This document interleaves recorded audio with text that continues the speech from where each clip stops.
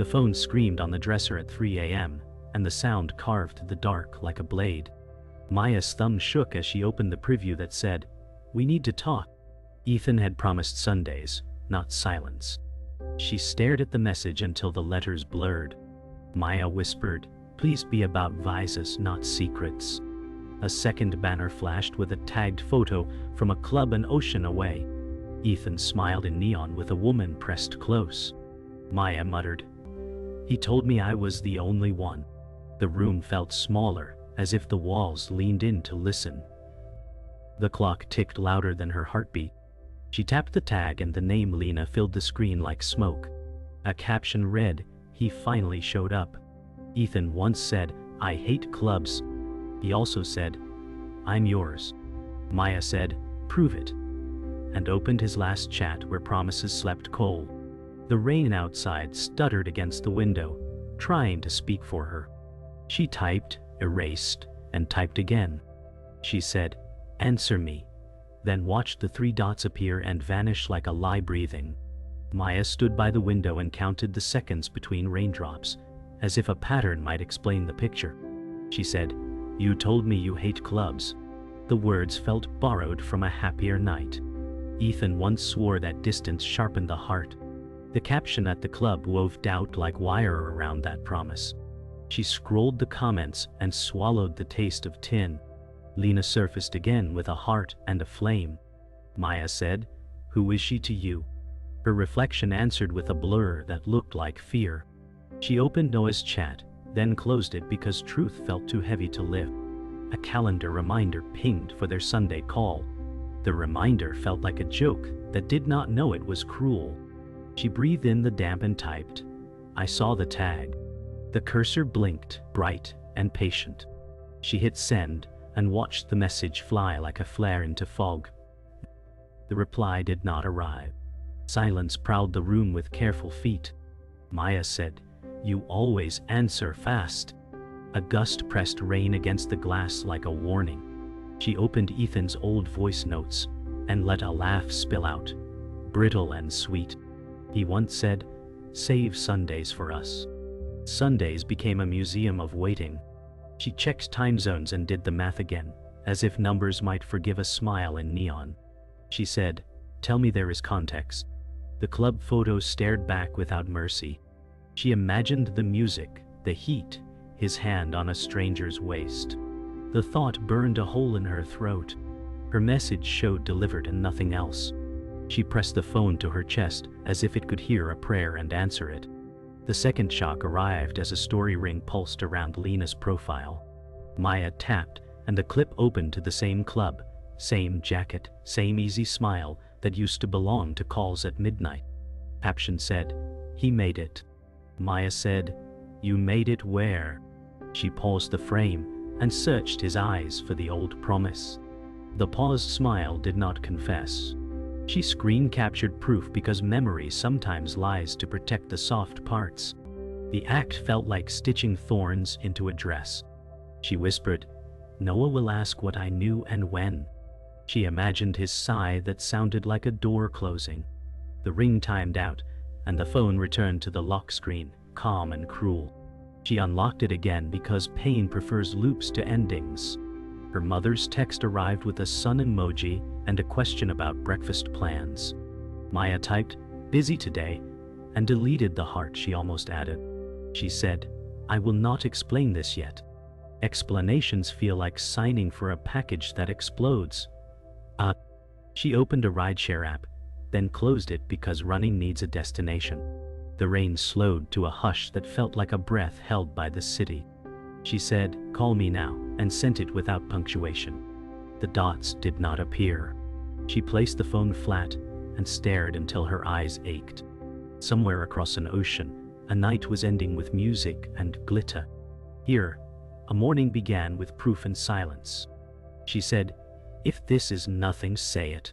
The room waited with her, unblinking. Morning crept in like a verdict, and the apartment smelled of wet concrete. Maya folded last month's rent receipt and tucked it under a mug. She said, "I built my days around your nights." She had done the math for time zones so often it felt like prayer beads. She skipped weekend trips because flights cost more than promises. She saved screenshots like they were receipts for love. Ethan once said, "Hold on, and I will make this worth it." She held on through cancelled shifts and shifting semesters. How? She learned to study beside a sleeping phone. She said, "I kept the window open so your city could breathe into mine." Wind pressed the curtain like a hand over a mouth. She scrolled a folder labeled Someday and saw draft itineraries, visa checklists, and hostels with friendly lighting. She whispered, "I could live on noodles if it gets me to you." The rain eased and the room brightened, but the message thread stayed dim. She let a memory open like a door she never locked. The airport's glass ribs arched over goodbye as if blessing it. Ethan said, "2 seasons, then I'm back." He kissed her forehead and pressed a note into her palm. She said, "I will count them." She wore his jacket for weeks to trap the shape of him. He sent photos of sunlit offices and midnight ramen, and she replied with lecture halls and cheap coffee. He said, "You are my only." She pinned that line to her chest like a pass. When nights stretched, she learned to talk to ceiling corners. When days blurred, she took long walks and measured hope in blocks. She said, "I am a bridge, and I will not break." The gate number in the memory kept shining. The speakers kept calling last boards. The door closed and everything after felt like waiting with a ticket that never scanned. The anchor of her days was a calendar striped with alarms. She cooked late so calls could land in quiet. She said, "Tell me about the pitch," and learned acronyms like charms. Ethan said, "No one understands me like you." The words fit her like a key. She sent small care packages with tea and a scarf he once chose for her. Noah said, "Rest is not betrayal," and she laughed without sound. She leaned on deadlines because they did not lie. She taped a world map above the desk and drew a thread between cities. She said, "This line is thin, but it holds." The thread crossed an ocean and bit into paper. Messages stacked like dishes in a sink. She washed them with patience, rinsed them with belief, and left them to dry in the sun of hope that kept peeking through. Her mother called, and the ringtone felt like a hand on her shoulder. Grace said, "Stability is love you can hold." Maya stared at the window where rain had drawn maps. She said, "He is building the life we planned." Grace said, "You are building it alone." The words found a bruise and pressed. Maya walked the kitchen tiles like a maze. She said, "I am not lost." Grace exhaled and asked about sleep and food, the ordinary altars of care. Maya promised both with a smile that lived only in her voice. The call ended, and the room let out a breath. She leaned against the counter and held the phone flat to her chest. She said, "I can carry this." The silence that followed had edges, but she wore it like armor polished by use. She opened a draft that had waited for weeks. The cursor blinked like a lighthouse. She said, "Here is what I gave." She listed nights traded for mornings, trips canceled, jobs chosen for flexibility instead of flair. Ethan once said, "You are my home, wherever I land." She believed him because the line warmed the coldest nights. She typed, "I am not asking for miracles." She asked for call logs and clean truths and room in his plans. She said, "If I am the only one, let the world know it with you." The words sat neat and brave. She did not send them. She saved them beside the visa folder and the hostel list. She said, "I will ask with my eyes when you call." The rain had stopped and the city began again. Her screen stayed bright, hopeful, and waiting. Maya watched the typing bubble fade again, and dread gnawed the edges of her patience. She said, "Why do your words vanish when I need them most?" Ethan's silence began to speak louder than his messages ever had. The club photo returned uninvited, replaying with cruel insistence in her mind. She whispered, "Did she take my place while I waited?" The kettle whistled sharp in the background, but she let it scream until it clicked off. She scrolled back to Ethan's promises and felt the hollowness in their glow. She said, Distance was supposed to be our test, not our excuse. Outside, thunder cracked the horizon though rain had ended. She touched her forehead and pressed hard, as if she could squeeze answers out of her skin. She typed, "Do not make me beg for honesty." The phone stayed still, a black mirror reflecting her hollow stare. Noah called, his voice heavy with suspicion that had grown roots. He said, "You cannot ignore the signs." Maya forced a laugh that cracked. She said, "Signs can lie." Noah pressed, "Photos don't." She walked the room in circles, each step carving the carpet thinner. Her heart begged for defense, but her throat offered only silence. Noah's tone softened, "You deserve better than ghosts." She said, "He is not a ghost, he is tired." Yet the defense tasted weak, like paper soaked in rain. The call ended with a pause that sounded like pity. She dropped the phone on the bed and stared at the ceiling where shadows played cruel shapes. She said, "I am not ready to admit what I see." Her pulse counted the seconds. Ethan refused to fill. Her notifications filled with Ethan, tagged in group photos. Each image was another thread pulling her loose. She said, "How many friends have shoulders where mine should rest?" His grin looked permanent, as if distance had erased her from his calendar. She scrolled until her thumb ached. She said, "I gave you quiet nights and you gave her neon." Her laptop chimed with a paper due, but she closed it without care. Her devotion felt heavier than her deadlines. The silence between them turned into thunder in her chest. She whispered, "I can forgive absence but not lies." Her reflection in the black screen looked older than yesterday. The weekend slipped by, and Ethan never called. Maya rehearsed explanations for him, writing them in the margins of her notebook. She said, "Work emergency, lost signal, bad timing." Each excuse tasted thinner than the last. She brewed tea and poured it out untouched. Noah's words replayed like a sermon she resisted. She said, "If he meant to betray me, why promise forever?" The word forever felt jagged on her tongue. Her eyes burned from checking notifications. She locked the phone face down but still listened for its vibration. She whispered, "I will not let this die quietly." The room answered with the hum of the refrigerator, steady and indifferent. Her body began to feel the distance as weight in her bones. She woke each dawn with hope that dissolved before coffee cooled. She said, "I can endure time but not silence." Ethan's absence pressed against her ribs like stone. She opened the unsent draft again and read her own words like scripture. The words looked brave, but she did not. She whispered, "What if I send this and he admits it all?" The fear of truth froze her thumb above the send button. She slammed the laptop shut and curled on the bed.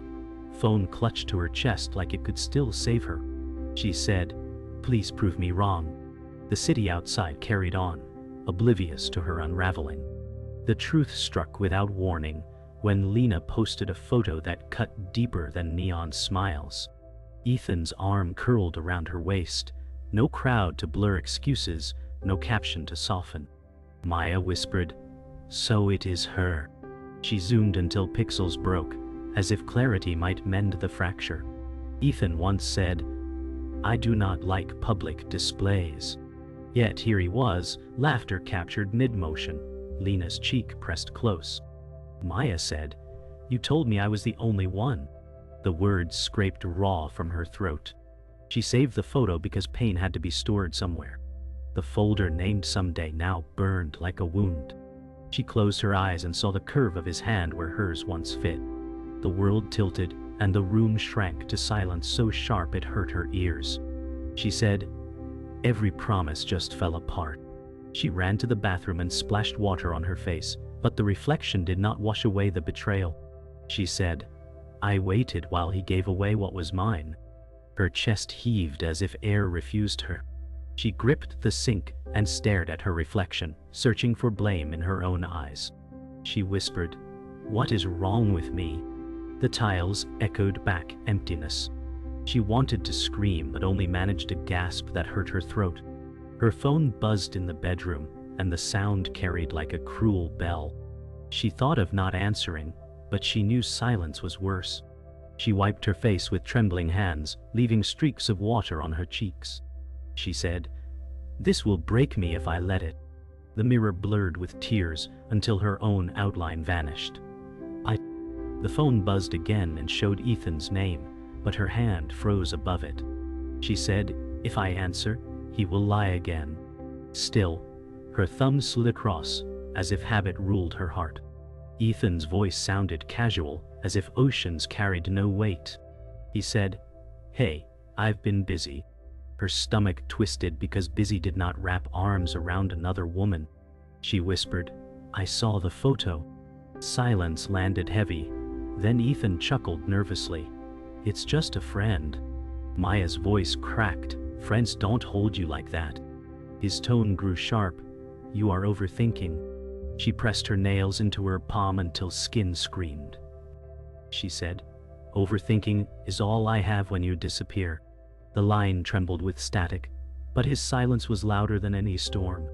Her body shook as Ethan's excuses unraveled into fragments. He said, "You know I care for you." She whispered, "Care is not love." He sighed as though she were the problem, not the wound. She said, "I gave you years." His reply stumbled.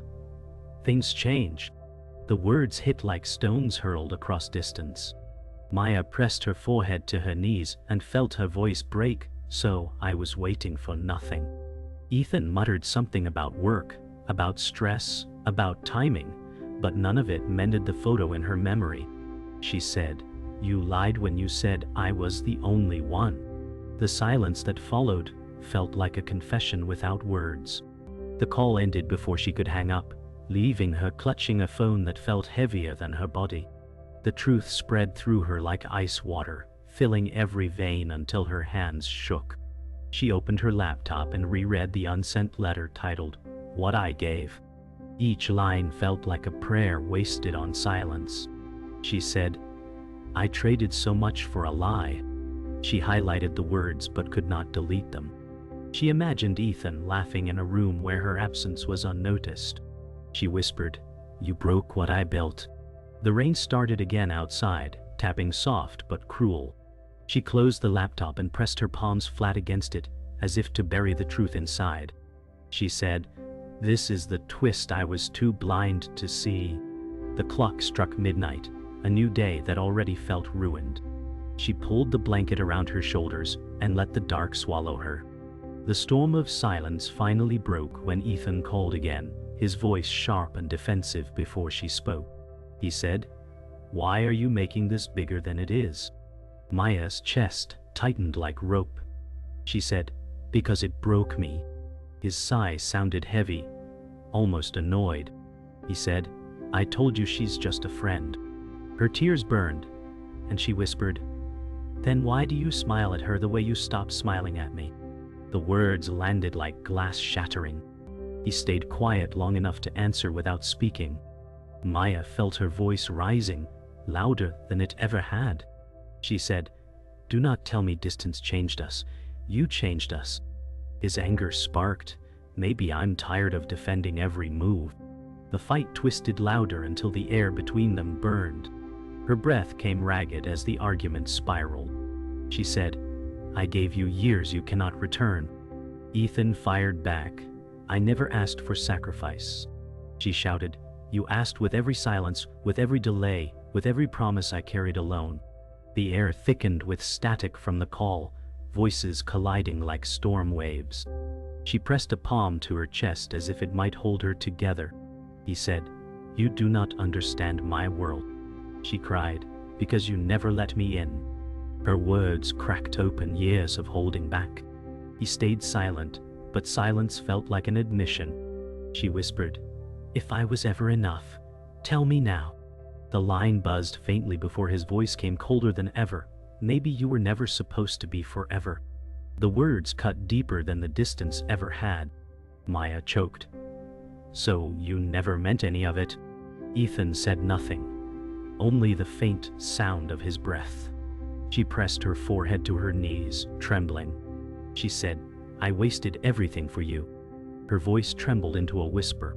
He said, "I didn't ask you to." Her whole body shook at the cruelty in his tone.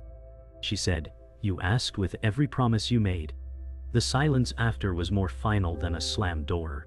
She whispered, "I believed in us when no one else did."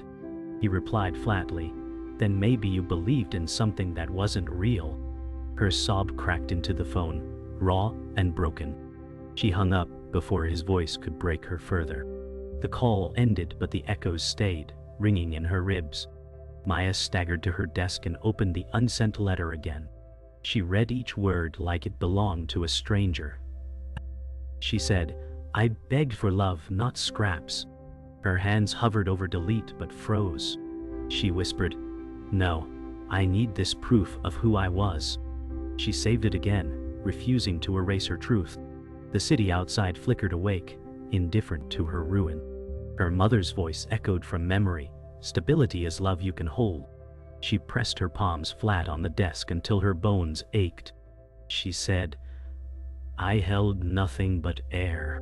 The dawn outside painted the room gray, and she sat still, broken but upright, like a statue built from grief. The breaking point was quiet, not loud. Maya walked to the window and pressed her forehead against the cool glass. She whispered, "I was not the only one." The sentence hurt more spoken aloud. Cars moved below, ordinary lives rolling on while hers cracked. She tapped the phone awake, stared at Ethan's contact, and pressed block with a trembling finger. She said, "You will not speak through me again." Her tears blurred the city into streaks of light. She wrapped herself in the blanket and sank onto the couch, breath unsteady. She whispered one last time, "I gave you everything." Her voice broke, but silence finally answered back with truth. Morning arrived without mercy, but it did arrive. Maya opened curtains and let the pale light test the ruins. She said, "Today I clean what love cluttered." She gathered ticket stubs, receipts, and screenshots like brittle leaves. The folder named Someday emptied into a trash bin that pulsed with a warning. She whispered, "Not someday, not yours." The room answered with quiet that did not ask for proof. She changed the sheets and stripped his jacket from the chair. She said, "I will not sleep beside a ghost." Coffee steamed like a small victory in her hands. She stood at the window and practiced breathing without counting his time zone. She said, "I can build a day that does not beg." The phone lay face down and silent, exactly as she wanted it. She swept the floor and felt the weight lift grain by grain. She met Noah at a corner cafe where the espresso machine hissed like a coach. Noah said, "You look like someone who finally slept." Maya smiled, thin but real. She said, "I made space." He nodded and slid a cookie across as if it were a medal. She said, "I kept waiting for him to name me." Noah answered, "Name yourself." The words landed soft and stayed.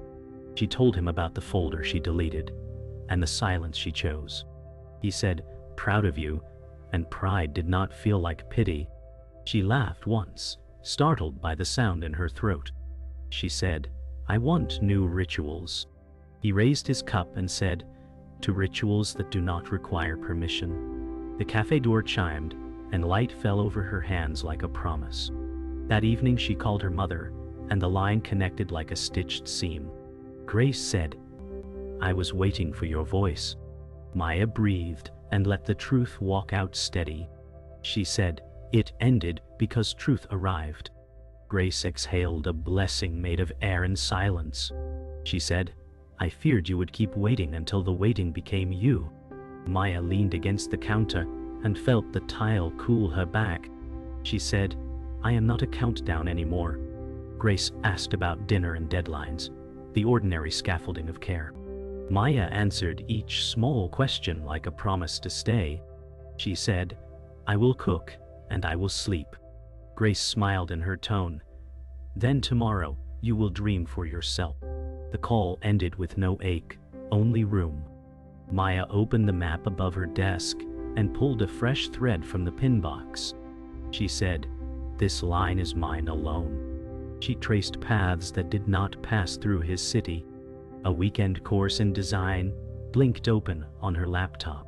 She said, I will learn the tools I kept postponing. The syllabus looked like a doorway she could turn into a road. She registered without asking anyone to bless it. She said, I will not shrink to fit old promises. The chair creaked and sounded like applause. She set alarms that marked her hours, not his. She whispered, rituals that belong to me. The room felt wider, as if walls stepped back to watch her start. Before sleep, she gathered what remained of him and gave it a destination. The jacket folded into a mailing box with quiet ceremony. She said, things that do not love me back can go. The label printed and curled warm in her hand. She placed the box by the door like a finished chapter. The phone buzzed from an unknown number, and she did not lift it.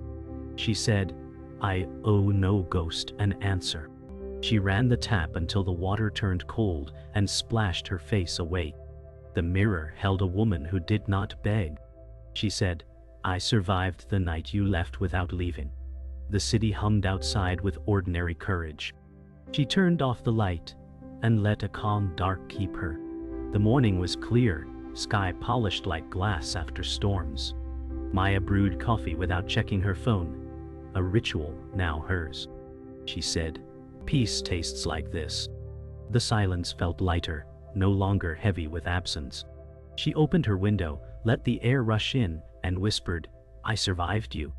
For the first time in months, her chest did not tighten at his name. She stepped into the day with both hands free, no phone clutched like a lifeline. She walked downtown where people hurried, but she matched no one's pace. She said, I am my own rhythm now. Shop windows reflected her face without cracks. She passed a bookstore and paused, remembering the jacket she had mailed away. She whispered, that was the last piece of him. Her hands touched the glass like she was confirming her own solidity. The city hummed around her, and she realized it was humming for her too.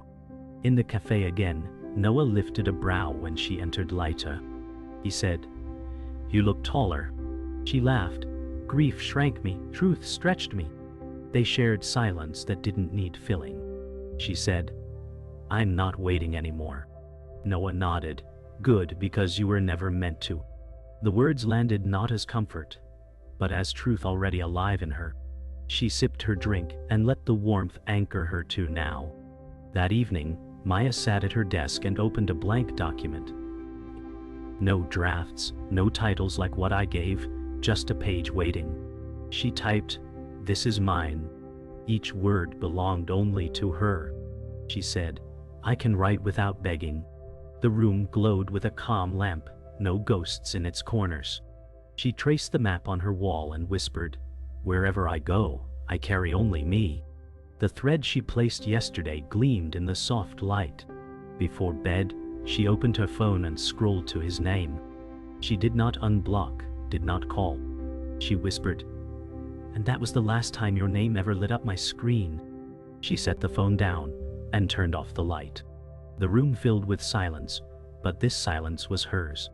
She pulled the blanket over her shoulders and closed her eyes, knowing tomorrow no longer belonged to waiting.